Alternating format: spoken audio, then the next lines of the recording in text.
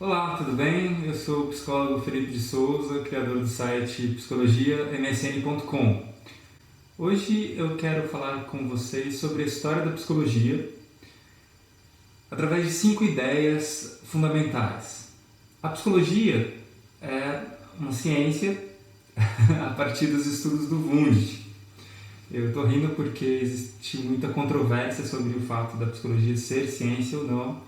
Nós também devemos falar em psicologias, porque existem correntes ou abordagens, como nós vamos ver aqui nesse vídeo sobre a história. Nós temos várias abordagens, várias correntes de pensamento dentro da psicologia. Algumas acusam outras de serem científicas ou não. Mas a história da psicologia, se nós fôssemos abandonar essa ideia de ciência, nós teríamos psicologia desde os gregos, desde os filósofos gregos. Porque psicologia significa basicamente o estudo da psique, e psique é a palavra grega para alma, é o sinônimo de psique no latim é anima, que dá a palavra nossa alma. No finalzinho do século XIX, por volta de 1880, o Wundt cria o primeiro laboratório de psicologia. Ele abandona o discurso filosófico, teológico sobre a alma e quer estudar os fenômenos psíquicos, os pensamentos, os sentimentos, as sensações no laboratório, através de pesquisas experimentais, pesquisas essas que podem ser replicadas. Você pega o experimento e faz igualzinho que o Wundt fez em um outro laboratório. A primeira ideia, que é fundamental para a gente entender a história da psicologia, é a ideia de introspecção. Esses fenômenos psíquicos que são atribuídos a um mundo além do físico, uma alma, o espírito, o astral, o Kamamanas, né? Em outras culturas nós temos essas palavras também. Por que nós dizemos isso? Nós dizemos isso porque os pensamentos, os sentimentos, as sensações são inacessíveis às outras pessoas. Se eu paro por alguns instantes e fico em silêncio e, não digo nada, você não vai saber o que eu estou pensando, se eu não disser o que eu estou pensando. E por essa invisibilidade do pensamento, do sentimento e das sensações, a gente faz essa metáfora como um outro universo, como um outro mundo onde existem esses conteúdos. Só que esses conteúdos estão disponíveis apenas para a própria pessoa. E como que a gente faz para estudar os pensamentos, os sentimentos e as sensações dos outros, já que a gente não pode observar diretamente? Não dá para filmar o meu pensamento. E aí entra a primeira ideia, que é a introspecção. O Wundt treinava sujeitos experimentais para relatar com precisão o que eles estavam sentindo, pensando e vendo e experienciando. Através de uma dessas pesquisas, eles colocavam o sujeito experimental numa sala e davam objetos para eles, e eles tinham que descrever as superfícies, as cores, os tamanhos, né? Colocar para fora o que eles estavam vendo, pensando e sentindo ali. E através dessas pesquisas eles descobrem o daltonismo, por exemplo. Eles conseguiram perceber que alguns indivíduos não conseguiam ver as cores como nós vemos. A primeira ideia é a introspecção. Você coloca para fora esses pensamentos, sentimentos e sensações. Você pode treinar esses sujeitos para fazer isso. Uma outra forma de estudar a psique, estudar esses fenômenos, é através de pesquisas psicofísicas. Nós estudamos a psique a partir do corpo, a partir das reações fisiológicas, por exemplo, a sudorese, o batimento cardíaco, a respiração.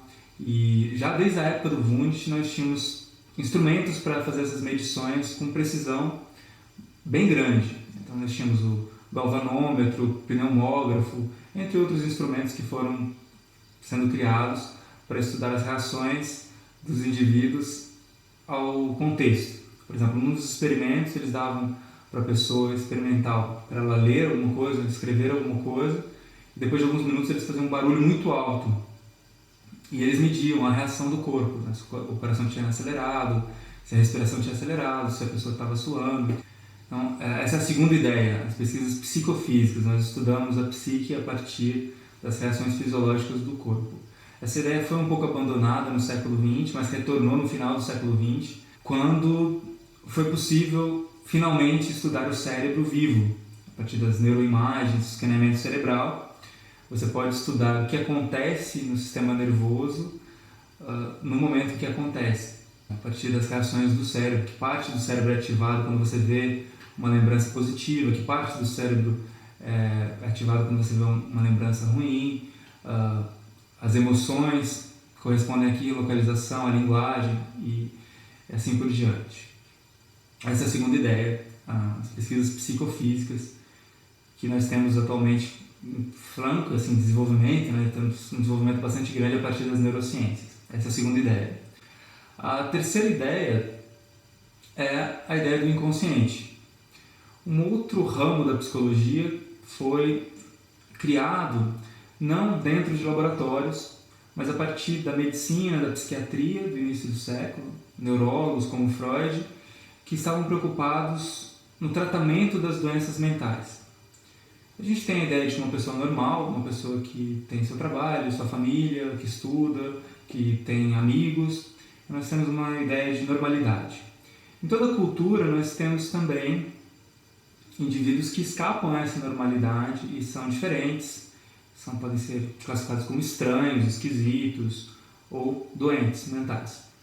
E uma preocupação desses pesquisadores, como Freud e outros psiquiatras, era como estudar esses transtornos mentais, como tratar esses transtornos mentais. O Freud foi particularmente feliz no tratamento e criou a psicanálise, que apesar de também não ser propriamente a psicologia, ela influencia muito a psicologia e seria uma longa discussão dizer se a psicanálise é psicologia, se a psicologia era traços da psicanálise, enfim, isso seria um outro vídeo já. Mas a ideia fundamental da psicanálise é a ideia do inconsciente, de uma parte da nossa psique, e o Freud fala em psique, que não é consciente. E o conceito de inconsciente é mais complexo do que normalmente a gente imagina. Mas basicamente a gente pode entender, a grosso modo, que o inconsciente significa o que não está na consciência naquele momento, que você não está percebendo naquele momento, mas o Freud vai mais além. Ele coloca que o inconsciente também possui um funcionamento diferenciado, um funcionamento diferente da consciência. E ele coloca, uma frase famosa dele é que os sonhos são a via régia para o inconsciente. Em outras palavras, os sonhos permitem com que nós acessamos o funcionamento e os conteúdos do inconsciente. E é fácil, de certa forma, dizer sobre a possibilidade, pelo menos, da existência do inconsciente, porque nós realmente dormimos e nós não planejamos conscientemente o que nós vamos sonhar. Existem outros fenômenos também, como os sintomas psicopatológicos também não são criados pela consciência, a psicopatologia da vida cotidiana, os esquecimentos, as falhas, as trocas de palavras, enfim, o consciente também estaria no comportamento cotidiano. Essa é a terceira ideia, a ideia do inconsciente. O Freud vai ter seguidores, pessoas que continuaram o trabalho dele e pessoas que, de certa forma, absorveram a ideia do inconsciente, mas modificaram. Nós temos o Jung, o Reich, Adler, o Lacan, Melanie Klein e outros autores que estão mais próximos do que o Freud disse. É um grande movimento que é a psicanálise. Uma outra forma de estudar a psique é a partir do comportamento. Nós temos sempre esse problema, se eu fico em silêncio você não vai saber o que eu estou pensando, esse é um problema. Mas nós podemos filmar e descrever o comportamento dos indivíduos, o que eles fazem ou deixam de fazer. Por exemplo, nesse momento eu estou tendo um comportamento verbal, eu estou falando para vocês sobre a história da psicologia, então esse é um comportamento observável. Nós podemos investigar as causas desse comportamento, o que aconteceu antes desse comportamento e o que acontece depois desse comportamento. Então nós temos os antecedentes e os consequentes do comportamento. Dessa forma, o comportamentalismo ou behaviorismo, ele escapa de vários problemas do estudo dessa psique, dessa alma, desse universo, digamos, paralelo, invisível, dos pensamentos, sentimentos e sensações. Mas, de certa forma, ele vai ter que se haver com esses conteúdos que não estão acessíveis à observação, chamado comportamento encoberto ou comportamento privado. Essa, então, é a quarta ideia. A gente pode estudar a psicologia a partir do comportamento observável. Mas, assim, na minha opinião, como estudioso da psicologia, Embora a resposta do Skinner seja muito adequada, que o comportamento encoberto é ainda um comportamento, ele pode ser investigado a partir das relações com o ambiente, porque nós vamos estudar sempre comportamento também tendo em vista o ambiente ao redor. Existem problemas, dificuldades, e aí do comportamento, do estudo do comportamento, surge o estudo da cognição. Nós temos comportamento e a cognição, que é outra palavra para pensamento, sentimento, para psique, de certa forma. E aí depois, embora também exista um grande debate, e aí também seria um outro vídeo, nós temos, por exemplo, a terapia cognitivo-comportamental. A terapia que pega aspectos da teoria comportamentalista e aspectos da teoria cognitivista que vem depois, se contrapondo a algumas questões aí do estudo do comportamento. Mas, em resumo, para a gente entender a história da psicologia, é importante a gente entender esse movimento que é o estudo do comportamento pelo comportamento, comportamento observável, comportamento estando em relação com o ambiente. E, por fim, nós podemos estudar a história da psicologia a partir da ideia de autorrealização, que vem da psicologia humanista. Olha, a gente está estudando muitas psicopatologias, as doenças mentais, e estamos deixando de fora o comportamento saudável, as pessoas que se realizaram, que são felizes, que talvez tenham espiritualidade, religiosidade, que realmente se sentem muito bem. É o estudo da autorrealização. A pessoa já conseguiu atingir e suprir as necessidades básicas, as necessidades sociais, de inserção num grupo, de ter amigos, família, de ter bons relacionamentos, mas ela vai em busca de algo mais. Esse algo mais é a autorrealização. Apesar de diferente também, a psicologia positiva aqui do início do século herda também essa ideia da autorrealização e tenta estudar essa autorrealização de uma maneira empírica, no estudo de testes e laboratórios aí também. Basicamente, então, são essas 5 ideias que nós podemos aprender para começar a estudar a história da psicologia. Nós temos a introspecção, as pesquisas psicofísicas, a ideia do inconsciente na psicanálise, a ideia de comportamento na psicologia comportamental e a ideia de autorrealização na psicologia humanista.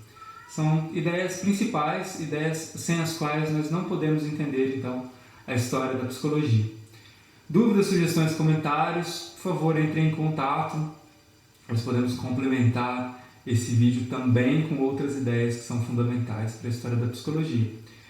Mas eu escolhi essas ideias porque são ideias realmente que nos permitem entender já direto a história da psicologia, ok? Então é isso, pessoal. Ficamos por aqui hoje. Até o próximo vídeo.